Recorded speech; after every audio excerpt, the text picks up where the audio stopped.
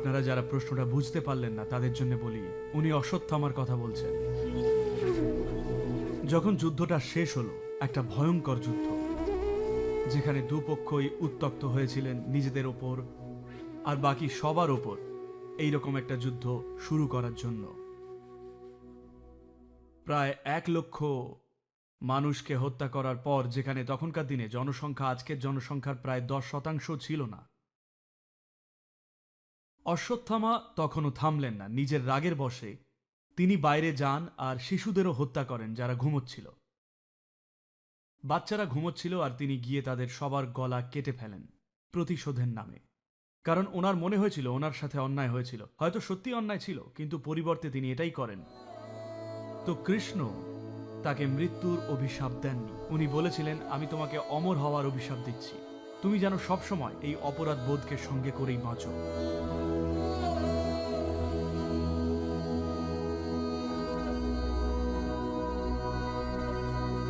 তো এর পরিণতি কি হয়? আমার মনে হয় এরা সবাই অশ্বত্থামা, যারা আমেরিকা যুক্তরাষ্ট্রে প্রকট হচ্ছে আর স্কুলে গিয়ে ছোট বাচ্চাদের হত্যা করছে।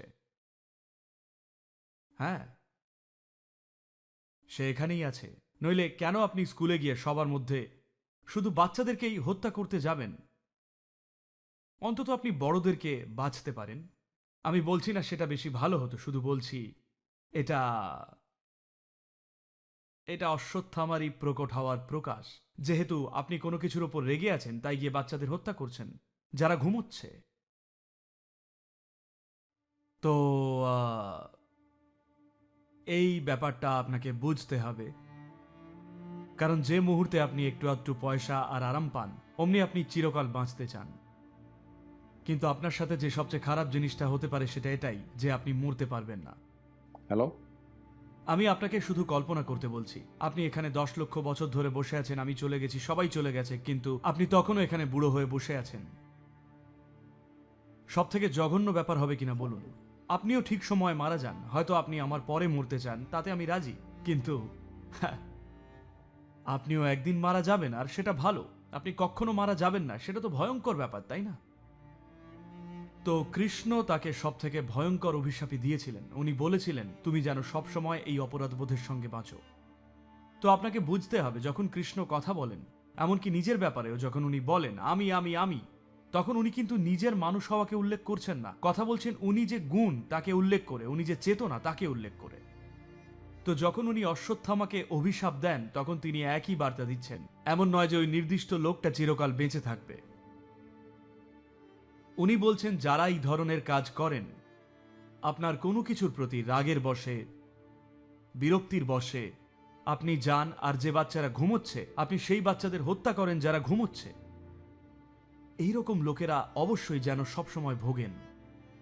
কারণ মানুষদের মধ্যে অনেক কিছুই চলে, যখন যুদ্ধ চলে আপনি হত্যাই করেন। যুদ্ধ হওয়া উচিত নয়, কৃষ্ণ যথাসাধ্য চেষ্টাই করেছিলেন যাতে যুদ্ধটা না হয় নিশ্চিত করতে, কিন্তু যুদ্ধ যখন বাঁধলই তখন বললেন যুদ্ধ করতেই হবে। আপনি যুদ্ধক্ষেত্রে গিয়ে বলতে পারেন না আমি যুদ্ধ করব না, সেক্ষেত্রে আপনার যুদ্ধক্ষেত্রে যাওয়াই উচিত নয়, কিন্তু একবার সেখানে গেলে আপনাকে লড়তেই হবে। তাই উনি বললেন যুদ্ধ করো, আর তারা যুদ্ধ করলেন, সবাই একে অপরকে হত্যা করলেন, প্রচুর মানুষ মারা গেলেন, মহান বীরদের পতন ঘটল, ভালো মানুষেরা মরলেন, খারাপ মানুষেরাও মরলেন, সব রকমের মানুষই মরলেন। কিন্তু যখন এসব শেষ হলো, আপনি গিয়ে শিশুদের হত্যা করলেন। এই রকম মানুষের সবসময় কষ্টে ভোগা উচিত, অভিশাপটা সেটাই ছিল। কারণ কিছু জিনিস আছে যা করা ভালো নয়, কিন্তু তবু আপনি করেন, কারণ আপনি নির্দিষ্ট একটা পরিস্থিতিতে আটকে পড়েছেন বলে। কিন্তু এটা হলো পরিস্থিতিটা শেষ হওয়ার পর, যেহেতু আপনি হেরে গেছেন। আপনি যুদ্ধে জিতলে কিন্তু এমনটা করতেন না, কিন্তু যেহেতু যুদ্ধে হেরে গেছেন আর ঘৃণায় ভরে আছেন, তাই আপনি গিয়ে শিশুদের হত্যা করলেন। এটা তো ক্ষমার অযোগ্য। এর জন্য অবশ্যই যেন আপনি ভোগেন।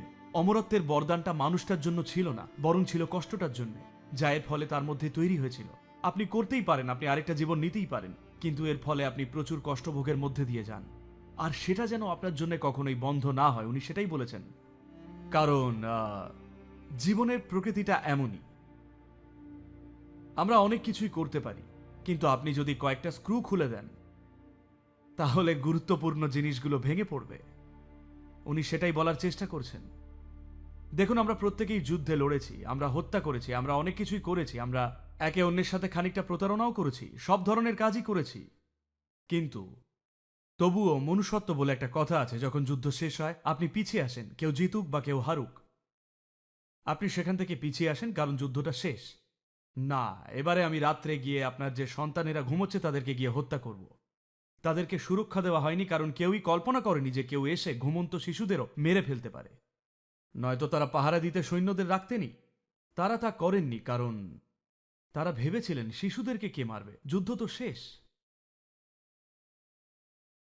তো যদি আপনি অতিরিক্ত ক্ষুব্ধ, অতিরিক্ত সন্দেহপ্রবণ হয়ে ওঠেন, তাহলে আপনি এরকম কাজই করে বসবেন।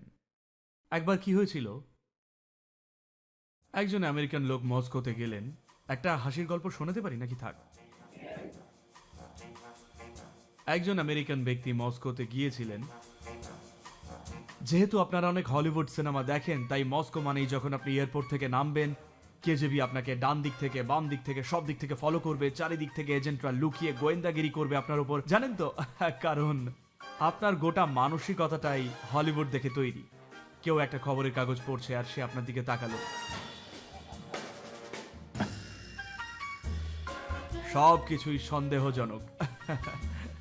ট্যাক্সি চালকও একজন এজেন্ট, সবাই এক একজন এজেন্ট। তো এই ধরনের মানসিকতা নিয়ে উনি পৌঁছলেন মস্কোতে। সেখানে নামলেন আর সবকিছুকে সন্দেহের চোখে দেখতে লাগলেন। আর তারপর উনি নিজের হোটেল রুমে গেলেন। তারপর উনি চারিদিকে দেখলেন হয়তো গোপন যন্ত্র লুকোনো রয়েছে কোথাও। তারপর উনি দরজাটা খুললেন, জেমস বন্ড যেমন করে সাধারণত খোলেন তেমন করে উনি ফোনের মাইক্রোফোনটা খুললেন, সবকিছু বের করলেন। তারপর এখানে ওখানে চারিদিকে খুঁজলেন, লাইট বাল্বে খুঁজলেন, এটা ওটা, ফায়ার অ্যালার্ম, সব জায়গায় উনি সবকিছু চেক টেক করলেন গোয়েন্দা যন্ত্রের খোঁজে। যখন উনি কিছু পেলেন না, তখন ভাবলেন কোথাও না কোথাও নিশ্চয়ই আছে। আর তারপর উনি বিছানার তলায় হামাগুড়ি দিয়ে ঢুকলেন। সেখানে উনি একটা বড় মেটাল প্লেট দেখলেন আর তাতে 8টা স্ক্রু লাগানো।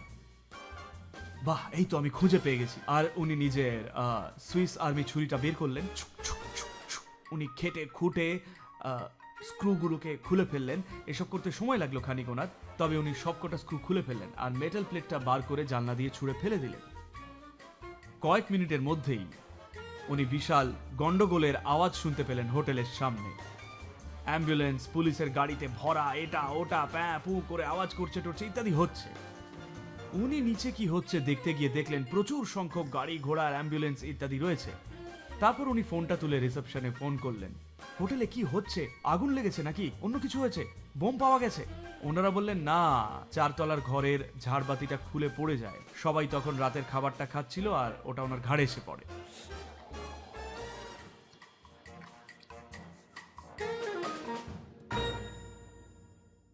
তাই কৃষ্ণ বলছেন কয়েকটা স্ক্রু একদম ছোঁবেন না। যদি সেই স্ক্রুগুলো ছুঁয়ে ফেলেন তাহলে নির্ঘাত আপনার ঘাড়ে কিছু একটা জিনিস ভেঙে পড়বেই। তো উনি কোনো রেহাই দিচ্ছেন না অশ্বত্থামাকে, বাকি সবার জন্যে যারা ওনার বিরুদ্ধে লড়েছিলেন, যারা নিজেদের জীবনে ভয়ঙ্কর সব কাজ করেছিলেন। উনি তাদেরকেও বলেছিলেন ঠিক আছে, মানুষ হিসেবে আপনার রাগ হয়েছিল, ঘৃণায় ভরে গিয়েছিলেন, কিছু একটা করে ফেলেছেন, বেশ, আপনারাও নিস্তার পাবেন। কিন্তু উনি বলেছিলেন এই লোকটার জন্য কোনো রেহাই নেই, ওনাকে অনন্তকালের জন্য ভুগতে হবে।